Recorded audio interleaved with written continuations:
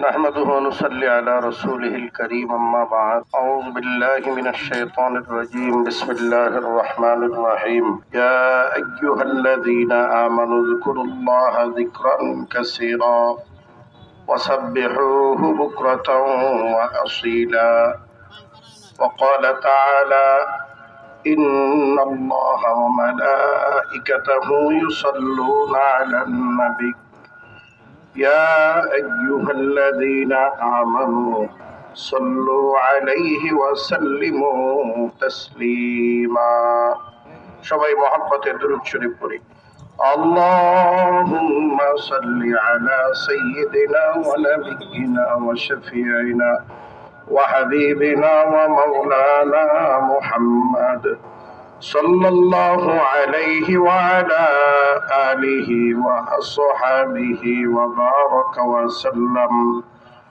اللهم صل على سيدنا ونبينا وشفيعنا وحبيبنا ومولانا محمد صلى الله عليه وعلى آله وأصحابه وبارك وسلم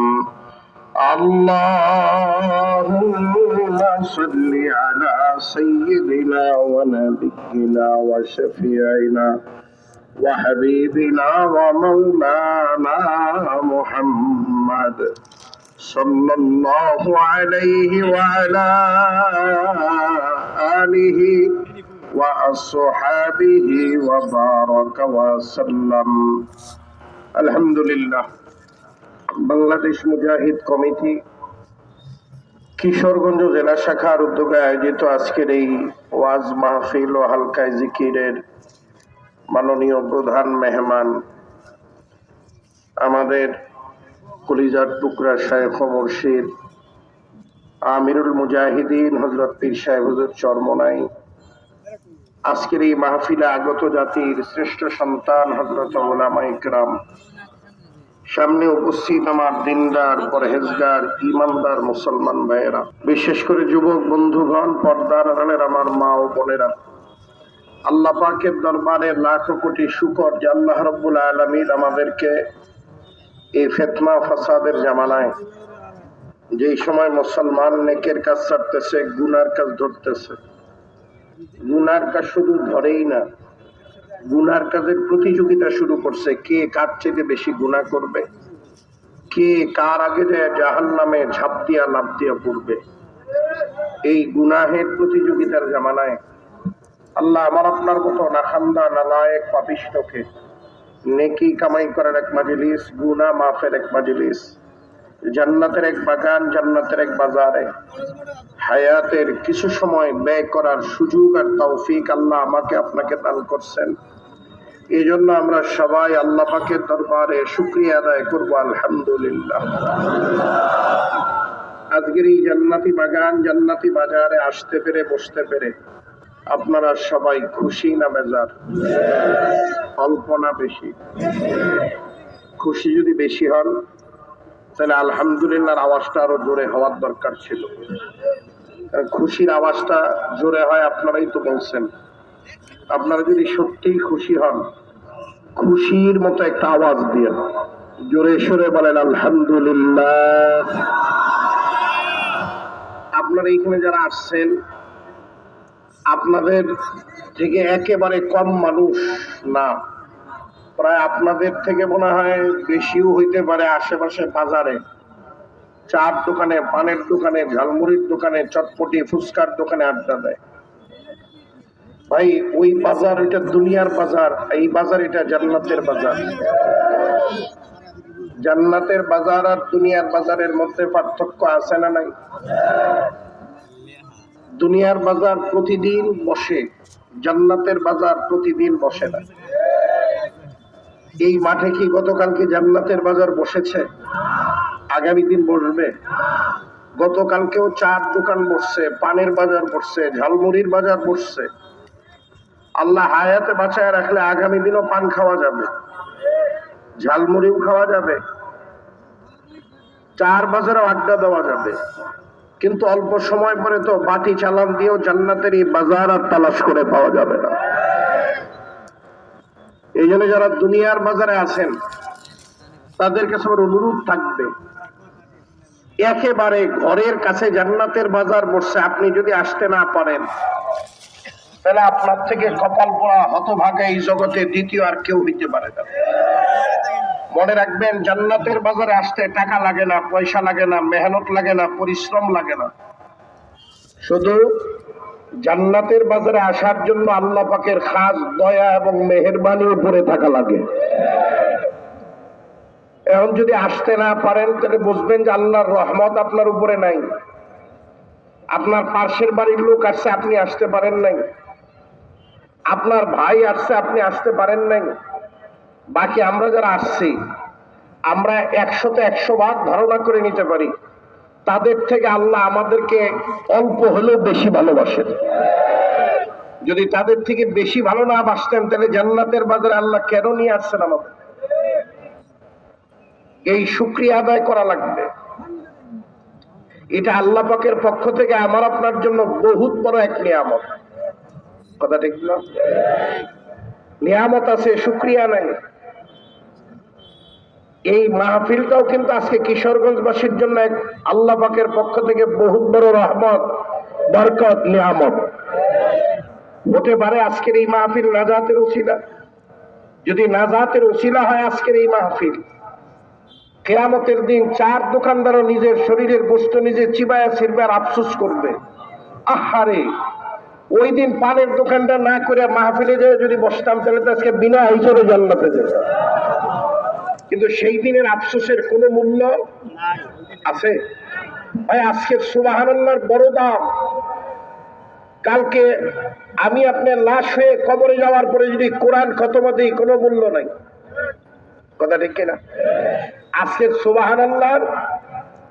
সুবহানাল্লাহ বলতে পারি নাই, যদি আফসোস করে হারে বলতে পারলাম না, এটারও অনেক বড় দাম।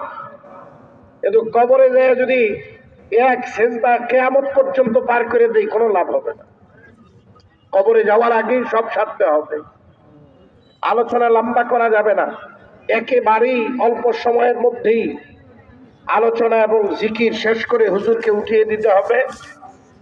জার্মানি সাহেব বলেছেন যে হুজুর অসুস্থ, খুবই অসুস্থ, অতএব বেশি রাত্রিও করা যাবে না। আর চরমনের তরিকার মাহফিল তো এমনিই বেশি রাখতে হয় না।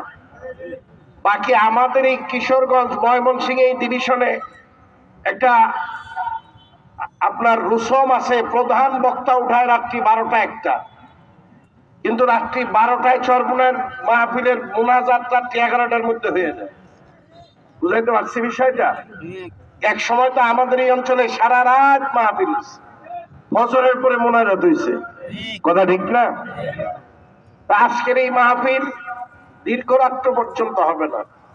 আমি ওয়াজ নসিহত করব না, ওয়াজ নসিহত হুজুর করবেন, আসতেছেন। আমি একটু জিকিরের আলোচনা করব, এরপরে জিকির শুরু করব। আর অনেকেই এই মাহফিলটাকেও চরমনের নাম শুনলেই মনে করে রাজনীতি। কে আসলে কি চরমনের বিশ্বাস শুধু রাজনীতি করে, আর কিছু করে না? যদি চরমনের বিশ্বাস শুধু রাজনীতি করত তাহলে চরমনের পিসাবের মেহনতে, চরমনের পিসাবের উসিলায় এই কিশোরগঞ্জের হাজার হাজার বেনামাজি কি মসজিদমুখী হয় নাই? নামাজি হয় নাই? দাড়িওয়ালা হয় নাই? পাগড়িওয়ালা হয় নাই? জুব্বাওয়ালা হয় নাই? রাজনীতি দিয়া এই বাংলাদেশের রাজনৈতিক দলের অভাব নাই। রাজনীতি দিয়া কোন দলের লোক জুব্বাওয়ালা, পাগড়িওয়ালা, জিকিরওয়ালা, ফিকিরওয়ালা, নামাজওয়ালা হয়েছে বাইর করে দেন। হ্যাঁ, বরঞ্চ আমরা 54 বছরের ইতিহাস যদি দেখি, যারা রাজনীতি হয়েছে তারা বড় বড় ডাকাত আর গুন্ডাতে পরিণত হয়েছে। এই গুন্ডা ডাকাতদের এগেনস্টে একদল ফেরেশতার মতো মানুষ বাহিনী তৈরি করার জন্য চরমনের পীর সাহেব রাজনীতির ময়দানে তার আবির্ভাব। এই 54 বছর আমরা আওয়ামী লীগের ভাইদের কাছে শুনছি যে আমরা শেখ মুজিবের আদর্শ বাস্তবায়ন করতে চাই, কথা ঠিক না? এরশাদ চাচার লোকজন বলছে যে আমরা পল্লী বন্ধুর আদর্শ বাস্তবায়ন করতে চাই। বিএনপির ভাইরা আমাদের উপরে ভীষণ রাগ।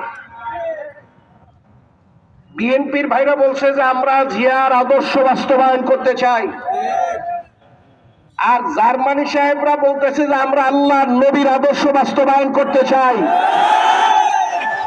চরমোনাইয়ের পীর সাহেবের এই 54 বছর পরে আওয়াজ উঠাইছে আমরা আর কোন ব্যক্তির আদর্শ, বাবার আদর্শ, স্বামীর আদর্শ চাই না।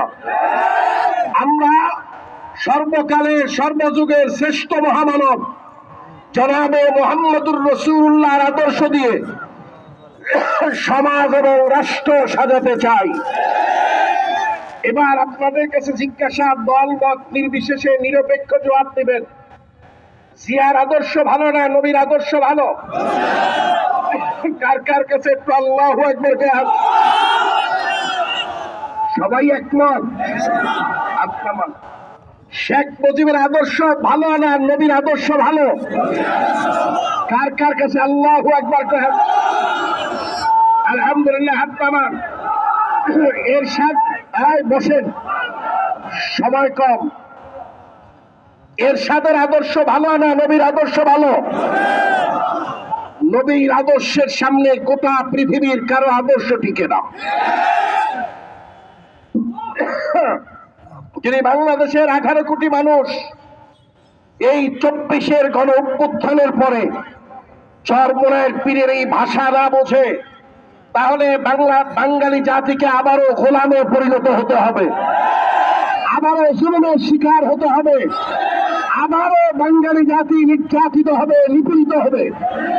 যদি চরমোনাইয়ের পীরের এই ভাষা বোঝেন আর তার এই আহ্বানে সাড়া দিয়ে নবীর আদর্শ বাস্তবায়ন করতে পারেন, তাহলে এই বাঙালি জাতি 18 কোটি জনগণের কারোর গোলামি করা লাগবে না। গোলামি করবো একমাত্র আল্লাহ। ঠিক আছে তো? কার আদর্শ চাই? কারা কারা? নারায়ে তাকবীর। মহিলারা জোরে আওয়াজ দেয়, এতগুলো পুরুষ মানুষ, এই এতগুলা পুরুষ মানুষ, আপনারা যদি মহিলাদের মতো আওয়াজ দেন, নাকি দীর্ঘদিন মহিলা নেতৃত্ব মাইনে আধা মহিলা হয়ে গেছেন আপনারা? আসে, আমি অনেক জায়গায় তো বলছি, যারা পুরুষ সায়েন্সের ভাষায় যদি বলি, মহিলাদের তুলনায় পুরুষের ঘিলু বড়, মস্তিষ্ক পুরুষেরটা বড় না ছোট? বড়। পৃথিবীতে কোন নবী রাসূল আল্লাহ মহিলা পাঠাইছে? কোন মসজিদের ইমাম মহিলা? সৃষ্টিকর্তা এখানে ইমাম মহিলা বানায় নাই, নবী মহিলা বানায় নাই, রাসূল মহিলা বানায় নাই। আপনি পুরুষ হয়ে আপনার নেতা মহিলা বানাইছেন, তাহলে আপনার বাবার জানাটা আপনার নেত্রী দিয়ে পড়াইয়া আমাকে দেখেন না, কথা না? আসার কথা কিশোরগঞ্জে প্রার্থী আসবে।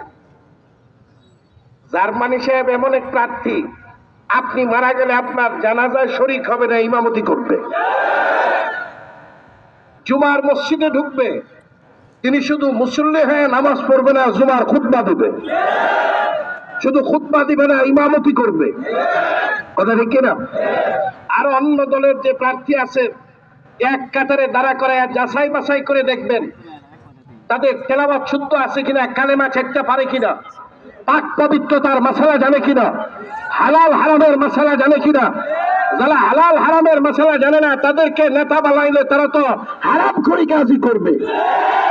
সামনের দিনে আমরা এরকম নেককার পরহেজগার আল্লাহ ওয়ালাদেরকে যদি নেতা বানাতে পারি, তারা নবীর আদর্শ দিয়ে এই কিশোরগঞ্জকে সাজাবে। কথা ঠিক কিনা? কিশোরগঞ্জের মানুষ দরজা খুলে ঘুমাবে, রাত্রে পাহারাদারি করা লাগবে না। দোকানদার দোকান খুলে মসজিদে যাবে, বাড়িতে যাবে, দোকানের দিকে কেউ নজর দিবে না। এরকম একটা রাষ্ট্র সমাজ চান কি চান না? এই জন্যই চরমোনাইয়ের পীর সাহেব রাজনীতির ময়দানে আসছে। ক্ষমতার জন্য সরমনের পিসাব রাজনীতি করলে 2001 সালে। আজকে যেই ভাইয়েরা আমাদেরকে দুশ্মনের নজরে দেখতেছেন, তাদের নেত্রী আমাদেরকে বারবার ডাকছে, আমরা যাই নাই। কথা কয় না? যাদেরকে আপনারা ফেসিস্ট বলতেছেন, তারা আমাদেরকে বিরোধী দল বানানোর জন্য পায়ে দরাদরি করছে, আমরা যাই নাই। কথা কয় না? এখনো যদি চরমোনাইয়ের পীর সাহেব নীতি আদর্শ থেকে শুধু হাতটা একটু কাজ করে, তাহলে 30-40টা সিটও দিবে, মন্ত্রিত্বও দিবে, প্রতিমন্ত্রীও দিবে। চরমোনাইয়ের পীর সাহেব ক্ষমতার রাজনীতি করেন না, আদর্শের রাজনীতি। কিসের রাজনীতি? আদর্শের দাম গোটা পৃথিবী বিক্রি করে দেওয়া সম্ভব নয়। আল্লাহ আমাদেরকে বুঝবার বুঝাবার তৌফিক দান করুন। বলবেন চরমোনাইয়ের পীর সাহেবের কাজ কি? আম্বিয়া ইকরামের যে কাজ ছিল, চরমোনাইয়ের পীর এবং তার মুরিদদের একই কাজ। বলবেন আম্বিয়া ইকরামের কাজ কি ছিল? আম্বিয়া ইকরামের নবীদের মূল কাজ ছিল 4টা। কয়টা? এই মুজাহিদরা মুখস্থ করেন, মূল কাজ কয়টা? 1 নম্বরে ছিল দাওয়াত। কথা কয়টা? 1 নম্বরে কি? দাওয়াত। অনেক ভাইরা বলে চরমোনাই দাওয়াত নাই, বরঞ্চ চরমোনাইতে যে সিস্টেমে দাওয়াত আছে, এই সিস্টেমে অন্য কোনো দলে দাওয়াতের ব্যবস্থা নাই। সকল শ্রেণী পেশার মানুষকে দাওয়াত দেওয়ার জন্য বাংলাদেশ মুজাহিদ কমিটি অরাজনৈতিক সংগঠন। বাংলাদেশ মুজাহিদ কমিটির কাজ আল্লাহ ভোলা মানুষদেরকে আল্লাহওয়ালা বানায় দেওয়া, আল্লাহর পথে আহ্বান করা। বাংলাদেশ মুজাহিদ কমিটির কাজ বেনামাজিকে নামাজের মাসাল্লায় দাঁড় করায় দেওয়া। বাংলাদেশ মুজাহিদ কমিটির কাজ দিন ভোলা মানুষদেরকে দিনের পথে আহ্বান করে নেওয়া।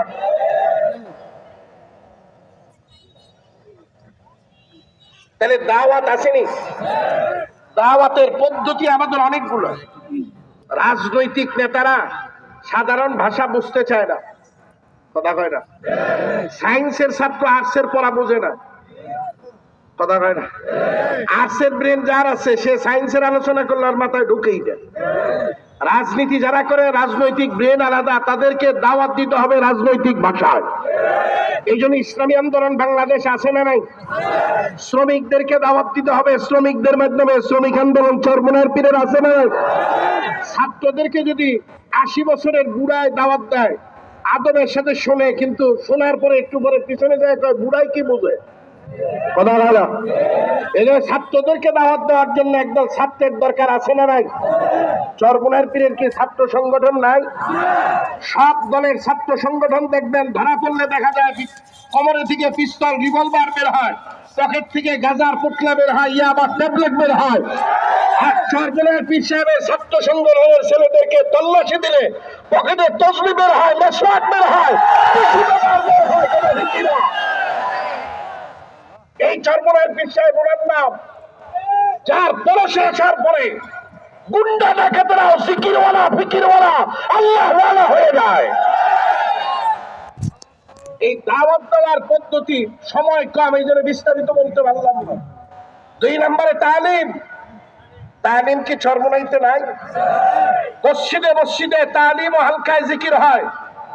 সাধারণ মানুষদের জন্য আমরা একটা সিলেবাস দিয়েছি, আলহামদু সূরা সহ 5টা সূরা 1 বছরে বিশুদ্ধ করা লাগবে।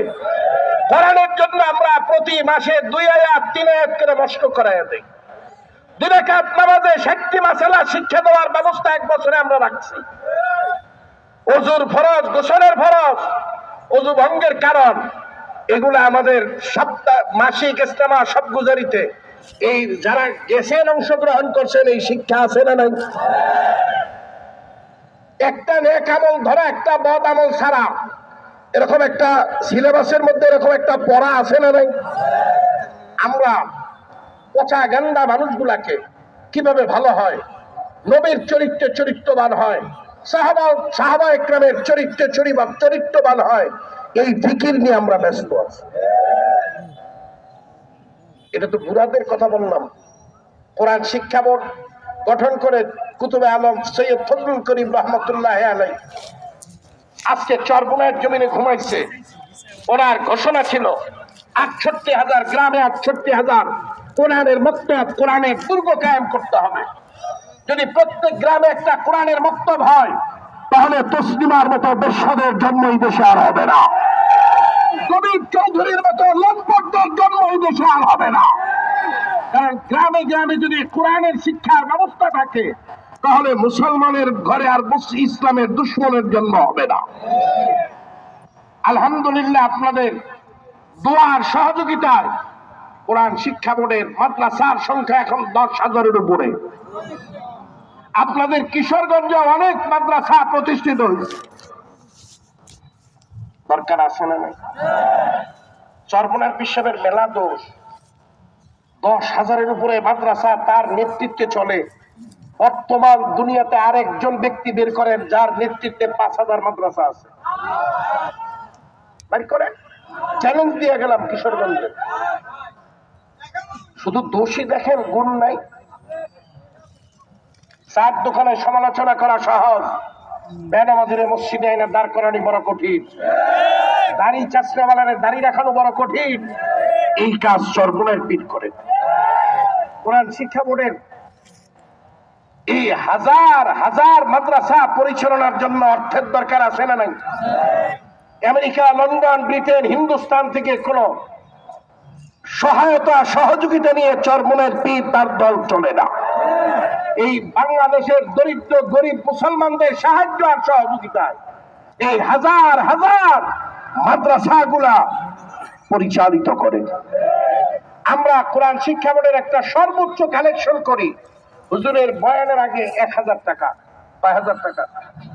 তাও বলে দেই, যারা বছরে 1,000 টাকা দিতে পারবেন, এই যে এখানে কার্ড আছে, এই কার্ডটা নিবেন। বছরে কয় হাজার? এতগুলা মাদ্রাসা চালায়, কোটি কোটি টাকা খরচ। সকালে অনেক শত শত মক্তব চালায়, মক্তবের শিক্ষকদের বেতন দেওয়া হয় আপনাদের দানের টাকা। এই দেশে অনেক দরিদ্র অঞ্চল আছে যেখানে মাদ্রাসার ঘরের চাল আছে, বেড়া নাই। এই দরিদ্র মাদ্রাসাগুলা বছরে 2-1 বার করে 10-20 হাজার টাকা সহযোগিতা দেয় চরমনের পীর সাহেব হুজুর আপনাদের দানের টাকায়। এদিন অনেকেই সমালোচনাও করে। বাকি আমরা কালেকশন না করলে অনেক জায়গায় তালাশ করে আমাদের কাছ থেকে এই কার্ড সংগ্রহ করে।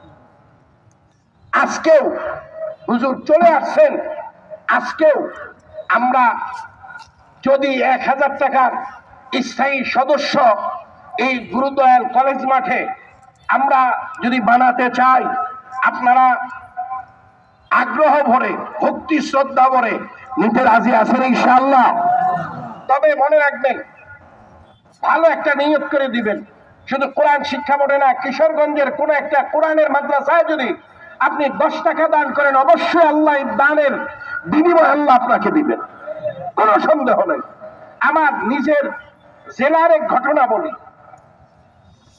একবার এই কোরআন শিক্ষা বোর্ডের কালেকশনের কার্ড বিক্রি করতেছিলাম। এক কার্ড ব্যবসায়ী আমার কাছ থেকে একটা কার্ড দিচ্ছে। পরের বছর মাহফিল ওই থানায় না, অন্য পার্শ্বের থানায়। কার্ড বিক্রি হয় নাই, মাদ্রাসার কালেকশন ছিল এই জন্য। উনি তালাশ করে গেছে যে হুজুর কার্ড কই? কার্ড তো আজকে বিক্রি হবে না। আমার পরিবারের সবার নামে একটা করে কার্ড নেব। মানুষ কেন এত কার্ড নিবেন? গত বছর যে আমি নিছিলাম অমুক জায়গায় মাহফিলে, আপনি তো দিছিলেন। তো বড় বললাম ভাই মনে নাই।